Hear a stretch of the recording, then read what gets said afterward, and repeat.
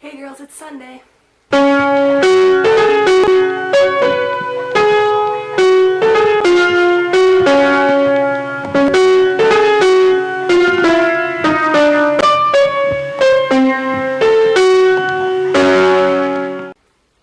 Okay, so I'm gonna get my challenges out of the way right now. Isabel, you challenged me to draw a picture relating to LeakyCon or something, and I hate you. I am the world's worst artist, okay? I can't draw. The best of my art ability is being able to make like bracelets out of random things. I can't draw. So this is what you're gonna get out of me. This is what I do for you guys. We've got Hogwarts, and then the door to enter Hogwarts, and some more Hogwarts, and then it's us saying happy things like, ooh, this is so fun, and LeakyCon is totally awesome, yay for Hogwarts, and yep, this is what I can draw. Even my stick figures are bad. Can we just evaluate those for a second? Like, nope, can't draw.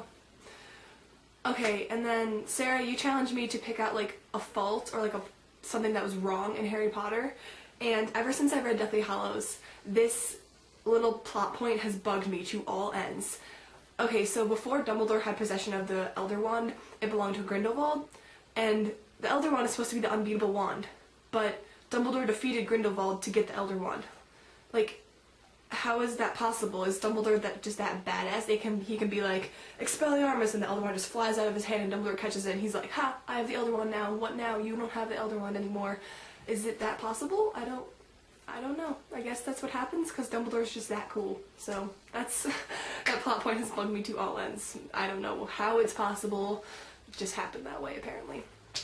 So this week we've been reading passages from Harry Potter, and I'm actually going to read a passage from the third book. Everyone else has done like the first or seventh book, and I'm going to read out of the third book because this passage is awesome, and I'll explain why after I read it. So here goes. Harry and Hermione slipped back inside the dormitory. It was empty except for Ron, who was still lying motionless in the end bed. As the lock clicked behind them, Harry and Hermione crept back into their own beds, Hermione tucking the time turner back under her robes. A moment later, Madame Pomfrey came striding back out of her office. Did I hear the headmaster leaving? Am I allowed to look after my patients now? She was in a very bad mood. Harry and Hermione thought it was best to accept their chocolate quietly. Madame Pomfrey stood over them, making sure that they ate it. But Harry could hardly swallow. He and Hermione were waiting, listening, their nerves jangling. And then, as they both took a fourth piece of chocolate from Madame Pomfrey, they heard a distant roar of fury echoing from somewhere above them. What was that? Said Madame Pomfrey in alarm. Now they could hear angry voices growing louder and louder. Madame Pomfrey was staring at the door. Really, they'll wake everyone up. What do they think they're doing? Harry was trying to hear what the voices were saying. They were drawing nearer. He must have disapparated, Severus. We should have left somebody in the room with him. When this gets out, he didn't disapparate, Snape roared down very close at hand. You can't apparate or disapparate inside this castle. This has something to do with Potter. Severus, be reasonable. Harry has been locked up. Bam! The door of the hospital wing burst open. Fudge, Snape, and Dumbledore came striding into the ward. Dumbledore alone looked quite calm. Indeed, he looked as though he was quite enjoying himself.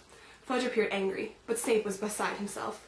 Out with it, Potter, he bellowed. What did you do? Professor Snape, shrieked Madame Pomfrey. Control yourself.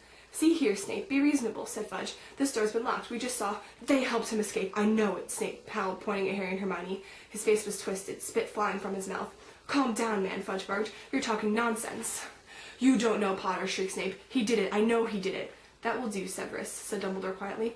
Think about what you're saying. This door has been locked since I left the ward 10 minutes ago. Madame Pomfrey, have these students left their beds? Of course not, said Madame Pomfrey, bristling. I would have heard them. Well, there you have it, Severus, said Dumbledore calmly.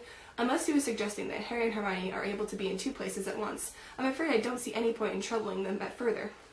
Snape stood there, seething, staring from Fudge, who looked thoroughly shocked at his behavior, to Dumbledore, whose eyes were twinkling behind his glasses.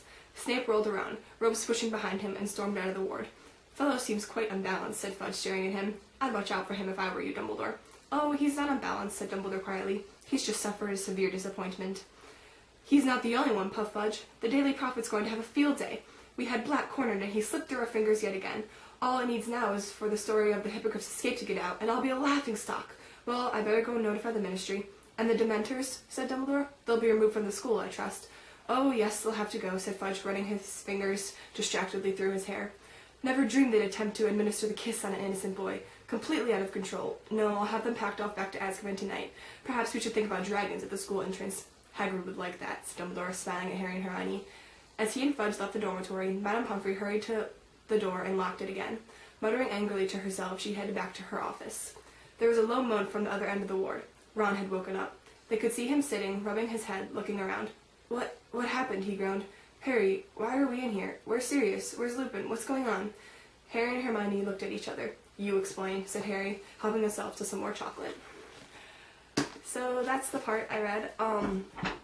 I love that part because it shows Snape's intense anger about the fact that he almost had Sirius right where he needed him. Sirius would have been thrown back in Azkaban. He would have had his soul sucked out from Dementors, and Snape would have basically won in his mind because Sirius had done all those horrible things to him when he was in school, and now he had Sirius right where he wanted him all along, and he got away again. And he knew that Harry had done something. He just, because he knows Harry so well, and he knows Harry's dad, and he knows how similar they are, and he wanted so badly to see Sirius put back where he belonged, and it didn't happen. So I love that part. I love the entire third book, even though nothing like happens exactly involving Voldemort or anything. But you get the Marauder story, and I love the Marauder story. So yay! Whenever I roll, I challenge you to do a handstand or a headstand. Just show, and it doesn't have to be for a certain length of time. You can get someone to help you if you don't know how to do a handstand or headstand, because I don't know how to do one. So, and yeah, so just, you don't have to like talk or anything. Just do a handstand or a headstand, and that's all. Okay, so that's going to 3. So Monday, Tuesday, Wednesday, Shannon, do a handstand or headstand. Alright, so Isabel, I will see you tomorrow, and I hope the rest of you girls have a lovely week, and I will see you all throughout the course of this week. Okay, bye!